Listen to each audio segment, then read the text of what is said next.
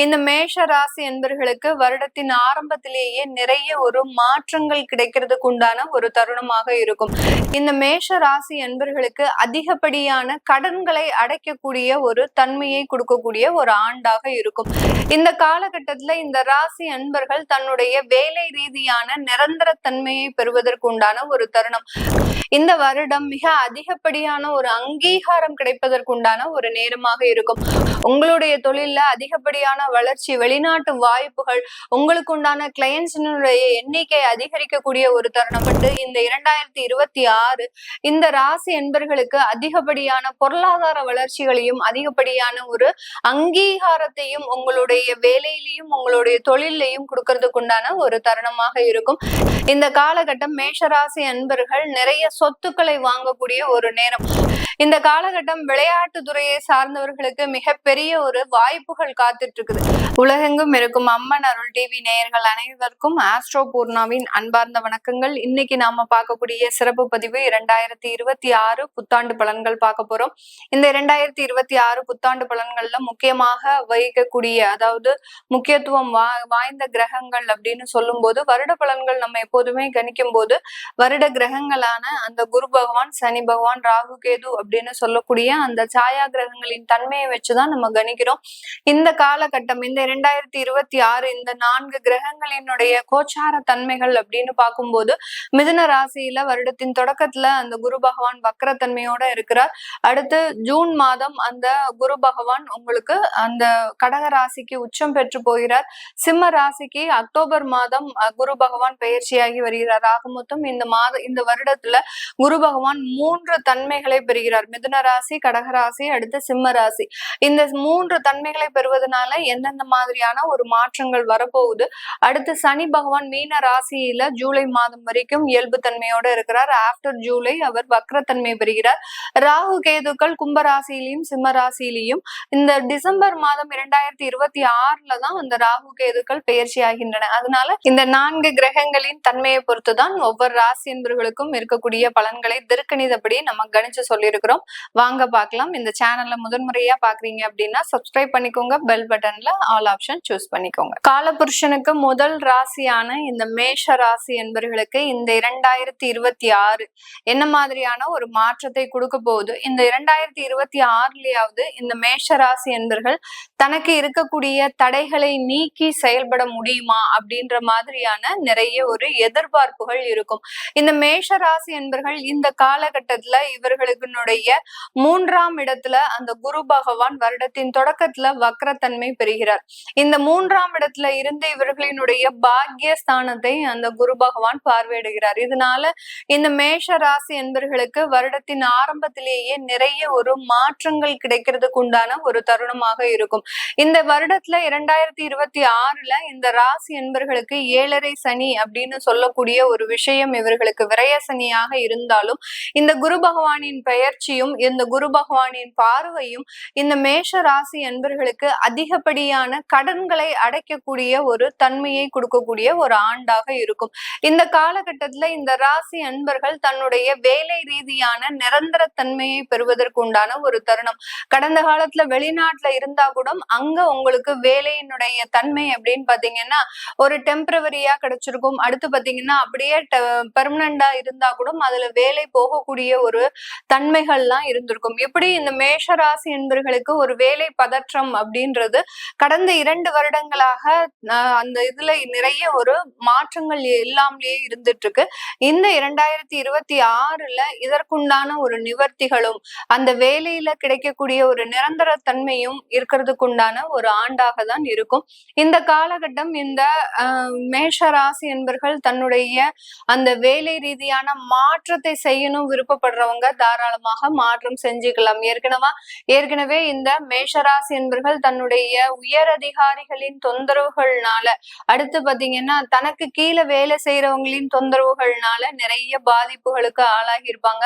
ஒரு வேலை நம்ம செஞ்சு ரிப்போர்ட் கொடுக்கணும் அப்படின்ற பட்சத்துல அந்த இடத்துல அந்த ரிப்போர்ட்டை மறுபடியும் அதை செய்து கொண்டே இருக்கக்கூடிய ஒரு அமைப்பு தான் இருந்திருக்குமே ஒழிய பெரிய அளவுக்கு அதை பினிஷ் பண்ணி கொடுத்தோம் அப்படின்ற மாதிரியான ஒரு அமைப்புகளை பெறாத ஒரு நபர்களாக தான். இது பாத்தீங்கன்னா வருடம் ஒரு 2 வருடங்களாக இந்த தொந்தரவு இந்த மேஷ ராசி என்பர்களுக்கு இருந்திருக்கும். வேலை ரீதியாக ஒரு நிம்மதியற்ற ஒரு தன்மை, அடுத்து பாத்தீங்கன்னா ஓய்வு இல்லாமல் வேலை செய்யக்கூடிய ஒரு நேரம், இதெல்லாமே இந்த ராசி என்பர்களுக்கு கடந்த காலத்துல அதிகப்படியாக இருந்திருக்கும்.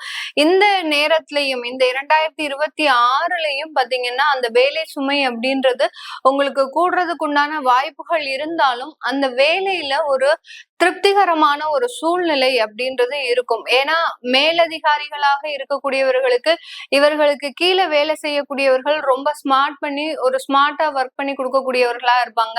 அல்லது நீங்க ஒரு மேலதிகாரிகளுக்கு கீழே வேலை செய்யறீங்க அப்படின்ற பட்சத்துல உங்களுக்கு அந்த அதிகாரிகள் ரொம்ப சப்போர்ட் பண்ணக்கூடிய ஒரு நபர்களாக தான் இருப்பாங்க. இப்படி அந்த அலுவலக சூழ்நிலையாகப்பட்டது இந்த 2026 ஒரு நல்ல ஒரு திருப்திகரமாக இருப்பதற்குண்டான ஒரு தருணம். இதையும் மீறி நிறைய மேஷராசி என்பர்களினுடைய தசாபுத்திகள் ஏதாவது ஒரு தொந்தரவுகளை கொடுக்கக்கூடிய ஒரு தசாபுத்திகளாக இருந்தது அப்படின்னா ஒரு வேலை இடமாற்றம் செய்ய வேண்டிய ஒரு சூழ்நிலை வரக்கூடிய ஒரு நேரமாக இருக்கும். அதுதான் அந்த 7.5 சனி இந்த மேஷ ராசி என்பவர்களுக்கு அதிகப்படியாக தொந்தரவுகளை கொடுக்கக்கூடிய ஒரு தருணம். ஒருவருடைய ஜாதகத்துல நேரம் சரியில்லாத பொழுதுதான் அந்த 7.5 சனி மேலும் வலிமை பெற்று அந்த இடத்துல இருந்து அந்த ராசி அன்பர்களுக்கு மிகப்பெரிய ஒரு தொந்தரவுகளை அவர்களினுடைய வேலையில கொடுக்கறதுக்கு உண்டான ஒரு நேரம். இந்த மாதிரியாக இருக்கக்கூடிய இடத்துல வேலை மாற்றம் செய்யணும்னு நினைச்சீங்க அப்படின்னா பிஃபோர் ஜூன் அதுக்குள்ள நீங்க மாற்றம் செஞ்சுக்கிட்டீங்க அப்படின்னா மிகப்பெரிய ஒரு டெவலப்மெண்ட் அப்படின்றது கண்டிப்பா இருக்கக்கூடிய ஒரு தருணமாக இருக்க போகுது. இந்த காலகட்டம் இந்த ராசி என்பர்கள் உற்பத்தி சார்ந்த ஒரு தொழில்ல இருக்கிறீங்க அப்படின்ற பட்சத்துல அதிகப்படியாக தேக்க பொருட்களை, அதாவது ஸ்டாக் வச்சு நீங்க எந்த ப்ராடக்டும் உற்பத்தி செய்யக்கூடாது. வச்சுக்கிட்டீங்க அப்படின்னா அந்த ஸ்டாக்கே பாத்தீங்கன்னா உங்களுக்கு இன்னும் 1.5 ஆண்டுகளுக்கு அப்படியே ஒரு கிடப்புல போட்ட மாதிரியாக இருக்கக்கூடிய ஒரு தேக்க நிலை அப்படின்றது அதிகப்படியாக இருக்கும். அதனால எந்த விதமான ப்ராடக்ட நீங்க உற்பத்தி செய்தாலும் அந்த இடத்துல பிஃபோர் அட்வான்ஸ் பிஃபோர் எல்லா ஆர்டர்ஸ் இது எல்லாத்தையுமே எடுத்துட்டு தான் நீங்க அதை தொடங்கணுமே தவிர அட்வான்ஸா இந்த பொருட்களை நம்ம ப்ராடக்ட உற்பத்தி செய்து வச்சுட்டோம் அப்படின்னா இதுக்கு உண்டான கிளையன்ஸ் வருவாங்க நீங்க எதிர்பார்த்தீங்கன்னா கண்டிப்பா கிடையாது. இது மேஷராசி என்பர்களுக்கு இந்த உற்பத்தி சார்ந்த தொழில இந்த மாதிரியான தேவையில்லாத பிரச்சனைகளை கொடுக்கக்கூடிய ஒரு தருணம். அதனால பிஃபோர் பேமெண்ட் பிஃபோர் ஆர்டர் இந்த மாதிரியான சில விஷயங்களை இந்த ராசி என்பர்கள் இந்த வருடம் கையாளக்கூடாது. அப்படி செஞ்சீங்க அப்படின்னா அடுத்து ஒரு 1.5 வருடத்திற்கு இந்த மாதிரியான தொந்தரவுகள் இருக்கும். அது தவிர உங்களுடைய உற்பத்தி சார்ந்த தொழில்ல அதிகப்படியான ஒரு வருமானங்களும் உங்களுக்கு தேவையான மூலப்பொருட்களினுடைய பற்றாக்குறையும் தீரக்கூடிய ஒரு ஆண்டாக தான் இந்த 2026 இருக்க போது. இந்த ஆண்டுல ரீட்டைல் பிசினஸ் பண்ணக்கூடியவர்கள், ஒரு பொருட்களை வாங்கி விற்கக்கூடிய நபர்களுக்கு வாடிக்கையாளர்களின் எண்ணிக்கை அப்படின்றது அதிகரிக்கக்கூடிய ஒரு தருணமாக இருக்கும். அந்த வாடிக்கையாளர்களின் எண்ணிக்கை அதிகரிக்கும் போது நீங்க அங்க இருக்கக்கூடிய ப்ராஃபிட் லெவலை கொஞ்சம் கம்மி பண்றதுக்கு உண்டான ஒரு அமைப்பும் இருக்கு. இது வரைக்கும் ஒரு 15% ப்ராஃபிட் வச்சிட்டு இருக்கிறீங்க அப்படின்ற பட்சத்துல ஒரு 10% ஆகி அந்த இடத்துல உங்களுடைய வாடிக்கையாளர்களின் எண்ணிக்கை அதிகரிக்கும் போது அதே ப்ராஃபிட் மெயின்டைன் பண்றதுக்கு உண்டான ஒரு அமைப்பு இந்த 2026ல இந்த ராசி என்பர்களுக்கு ஒரு சாதகமான ஒரு சூழ்நிலையை கொடுக்க போது. இந்த மேஷ ராசியில இருக்கக்கூடிய 3 நட்சத்திர அன்பர்கள் அஸ்வினி, பரணி, கார்த்திகை, இந்த 3 நட்சத்திர அன்பர்களும் ஒரு ப்ரொஃபஷனல் ஜாப்ல இருக்கக்கூடியவர்களாக இருப்பாங்க. அந்த ப்ரொஃபஷனல் ஜாப் பாத்தீங்கன்னா ஒரு லாயர்ஸா இருக்கலாம், இல்ல ஒரு டீச்சர்ஸா இருக்கலாம், டாக்டர்ஸா இருக்கலாம், அடுத்து பாத்தீங்கன்னா ஒரு ஆடிட்டர் சம்பந்தப்பட்ட ஒரு தகுதியில இருக்கலாம். இந்த மாதிரியாக இருக்கக்கூடிய நபர்களுக்கு இந்த வருடம் மிக அதிகப்படியான ஒரு அங்கீகாரம் கிடைப்பதற்குண்டான ஒரு நேரமாக இருக்கும்.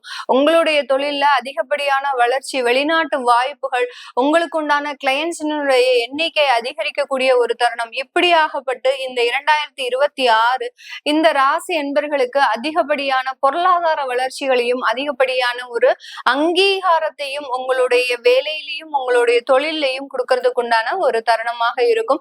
இந்த காலகட்டம் மேஷராசி அன்பர்கள் நிறைய சொத்துக்களை வாங்கக்கூடிய ஒரு நேரம். உங்களுடைய இன்வெஸ்ட்மெண்ட் எல்லாமே எந்த இடத்துக்கு போக போகுது அப்படின்னு கேட்டீங்கன்னா ப்ராப்பர்ட்டி சம்பந்தப்பட்ட இன்வெஸ்ட்மெண்டாக மாறப்போகுது. நிறைய மேஷராசி அன்பர்கள் ஜுவல்ஸ் எல்லாம் பாத்தீங்கன்னா வாங்கக்கூடிய ஒரு 2026 தான் இருக்கும். ஏன்னா கடந்த காலத்துல அதிகப்படியான ஒரு நகைகளை நீங்க அடமானத்திற்கு வச்சு அதை மீட்டெடுக்க முடியாமல் ரொம்ப பரிதவிப்புல இருந்திருப்பீங்க. இந்த வருடம் அதற்குண்டான நிவர்த்திகள், ஒரு சிறுக சிறுக சேமிக்கக்கூடிய ஒரு நகைகள், இந்த மாதிரியாக எல்லாம் படிப்படியான வளர்ச்சி அப்படின்றது இந்த மேஷராசி என்பர்களுக்கு அதிகப்படியாக இருக்கக்கூடிய ஒரு ஆண்டாக தான் இருக்க போகுது.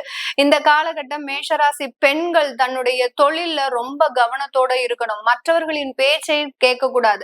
அப்படி கேட்டீங்க, மூன்றாவது நபர் தலையீடு, நீ இந்த இது பண்ணுனா நல்லா இருக்கும், இப்படி பண்ணுனா நல்லா இருக்கும் அப்படின்ற மாதிரியாக மற்றவர்களினுடைய அட்வைஸை கேட்கும் போதும், மற்றவர்களினுடைய தலையீடு இருக்கும் போதும் பெண்கள் இந்த ஆண்டு மிக பெரிய அளவுக்கு பாதிக்கப்படக்கூடிய ஒரு தருணமாக இருக்கும்.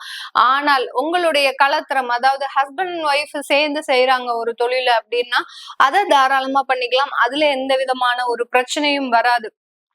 மூன்றாவது நபர் தலையீடுனால பெண்களினுடைய வாழ்க்கை மிகவும் சின்னாபின்னமாக போகிறதுக்கு உண்டான ஒரு அமைப்புகள் இந்த 2026 அதிகப்படியாக இருக்கக்கூடிய ஒரு நேரமாக இருக்கு.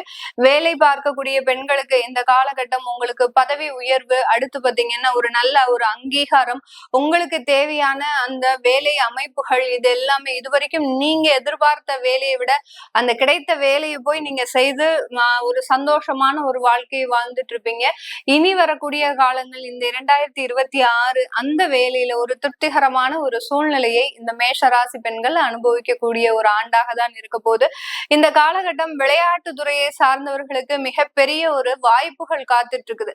அதுவும் அந்த வாய்ப்புகளை தேடி நீங்க பயணிக்கும் போது அந்த வாய்ப்புகள் வெற்றிகளாக மாறுவதற்குண்டான ஒரு தருணம். நிறைய பயிற்சி எடுக்கிற, நிறைய ஒரு கோச்சிங் போயிட்டு இருக்கிற, ஆனாலும் எனக்கு எந்த ஒரு சான்சஸும் கிடைக்க மாட்டேங்குது, ஏதோ ஒரு இடத்துல போயிட்டு எனக்கு அந்த இடத்துல ஒரு மிஸ் ஆயிடுது அப்படின்னு சொல்லக்கூடியவர்களுக்கு, விளையாட்டு துறையில இருக்கக்கூடியவர்களுக்கு இந்த வருடம் ஒரு பொன்னான வருடமாக இருக்கும். ஏன்னா அந்த குரு பகவான் எல்லாம் பாத்தீங்கன்னா 3, 4, 5 இந்த மாதிரியான இடங்களை கடக்கும் போது அந்த வெற்றி வாய்ப்புகள் உங்களுக்கு ஒரு துரிதமாக கிடைக்கிறதுக்கு உண்டான ஒரு தருணமாக இருக்கும். உங்களுடைய கடின உழைப்பு வெற்றிகளாக மாறுவதற்குண்டான ஒரு ஆண்டாக தான் இந்த 2026 இருக்க போது. இந்த மேஷ ராசியில இருக்கக்கூடிய வயது மூத்தோர்கள், இவர்களினுடைய உடல்நலன்ல சின்ன சின்ன ஒரு குறைபாடுகள் இருந்தாலும், ஏதோ ஒரு தொந்தரவுகள் அடிக்கடி வந்து போனாலும் அது பெரிய அளவுக்கு சீரியஸா மாறாது. எந்த விதமான ஒரு ஆபரேஷனும் இருக்காது. உங்களுடைய உடல் நலன்ல ரொம்ப ஹெல்த்தியா இருப்பீங்க. உங்களுடைய உணவு பழக்க வழக்கங்களையும் ரொம்ப கண்ட்ரோலா இருப்பீங்க. நிறைய மேஷராசி என்பர்கள் யோகா சம்பந்தப்பட்ட பயிற்சி முறைகளை எடுத்து இந்த ஆண்டு ஒரு நலமுடன் வாழ்வதற்கு உண்டான ஒரு ஆண்டாக தான் இருக்க போகுது. இது எல்லாமே நம்ம கோச்சார நிலவரப்படி பலன்களை கணிச்சு சொல்லி இருக்கிறோம். உங்களுடைய சுய ஜாதக பலன்கள்ன்றது ஒரு முக்கியமான ஒரு விஷயம். ஏன்னா இந்த 7.5 சனி, அடுத்து ராகு கேதுக்களினுடைய கோச்சார நிலவரங்கள் இதெல்லாம் ரொம்ப மோசமான ஒரு நிலையை கொடுத்தாலும் கூட உங்களுடைய திசா புத்திகள் நல்லா இருந்தது அப்படின்னா இந்த கோச்சார கிரகங்கள் பெரிய அளவுக்கு உங்களை பாதிப்பை ஏற்படுத்தாது. அதனால அதை பார்த்துக்கோங்க. உங்களுக்கு நீங்க புதிதாக தொழில் தொடங்கணும்னு நினைக்கிறீங்க அப்படின்னா கண்டிப்பாக உங்களுடைய சுய ஜாதகத்தை பார்த்துட்டு நீங்க அதற்குண்டான முடிவுகளை தாராளமா எடுக்கலாம். அந்த மாதிரியாக கான்டாக்ட் பண்ணணும்னு நினைக்கிறீங்க அப்படின்னா கீழே இருக்கிற நம்பருக்கு நீங்க வாட்ஸ்அப்ல அப்பாயின்மெண்ட் வாங்கிட்டு நீங்க கன்சல்ட் பண்ணிக்கலாம். உங்களிடமிருந்து விடைபெறுவது உங்கள் ஆஸ்ட்ரோ பூர்ணா. எல்லோருக்கும் இனிய புத்தாண்டு நல்வாழ்த்துக்கள். நன்றி, வணக்கம்.